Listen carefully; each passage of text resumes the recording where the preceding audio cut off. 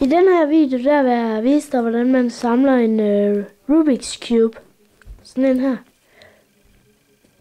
Okay. Når du har din cube, så altså, hvis du gerne vil gøre det hurtigt, så skal du lede efter hvilken side, som er, altså du skal have et kryds. Men så skal du lede efter hvilken farve, der er med, eller side, der er mest samlet. Men når det er sådan en video, hvordan jeg viser dig, hvordan du skal gøre, så starter vi med grøn. Altså grøn. Og så skal vi have et grønt kryds. Men vi skal ikke bare have det grønne kryds bare fra starten. Vi skal have det til at passe nedad her. Så når vi har den her grønne prik, så kan vi starte med grøn og rød. Så leder vi efter, der er grøn der, og så er der gul der, så den passer ikke. Så leder vi efter en, der er grøn, og der er hvid, så den passer heller ikke. Men der er grøn og rød, så skal vi bare lige have kørt den her over. Hey, så sidder den der, men der er orange, så skal vi bare køre den 2 gange mere. Så har du den røde her, og den grønne. Det skal vi så gøre hele vejen rundt. Men, se for eksempel her, så kan vi tage den gule. Og så er der grøn der, og gul. Og så kører vi den over, og kører den herover. Men hov, den vender forkert brikken. Altså grøn, gul og grøn og gul. Den skal så bare lige, den skal vi have tippet rundt. Der skal du lære din første algoritme. Den går sådan her. Top mod ur. Top. Venstre mod ur. Top mod ur. Kan du se?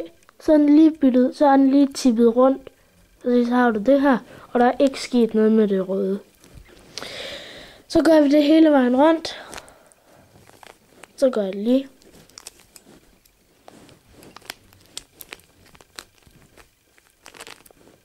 Se, så har du det her grønne kryds. Og så har du også samlet det her ned. Men nu skal vi have hjørnerne på plads. Der skal du ikke, jo, der skal du bruge en slags algoritme, men du kan også gøre det på din egen måde. For eksempel, hvis vi nu tager, så skal vi finde en brik, en hjørnebrik, hvor der er grøn, hvid og orange.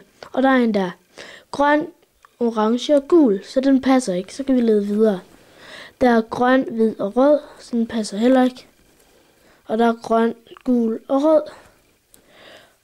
Og så er der ingen af dem, der passer her. Så kan vi køre videre her.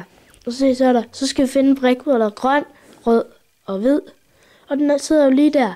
Så hvis du har det her tilfælde, hvor den sidder her, og den skal derop, så enten, så kan du gøre sådan her, at du kører den herover, og så kan du køre ned her, og så hen. Men du kan også gøre sådan her, at du kører, hvis du har den her, så kan du også lave den her, hvor du kører toppen, eller fronten, og så hen. Det kan du sådan set lidt selv bestemme. Men så skal vi finde en brik, hvor der er grøn, gul og rød. Og der er grøn, gul og rød. Sådan. Så gør vi bare det der. Så skal jeg lige finde en brik, hvor der er grøn, orange og gul. Og den er der. Så laver vi lidt det her. Men hvis den sidder herunder, så laver du denne her. Altså hvor du drejer din højre side, højre mod ur, og så 2 gange bund, og så op. Men så, hvis den sidder heromme, og den skal derop, så skal du lave det her. Altså hvor du drejer din højre side, altså højre mod ur, og så bund mod ur. Så kører den derop. Så har du samlet hele din grønne side, og så har du også samlet sit første lag. Altså hele vejen rundt, og så dem her i midten. Det er det første lag.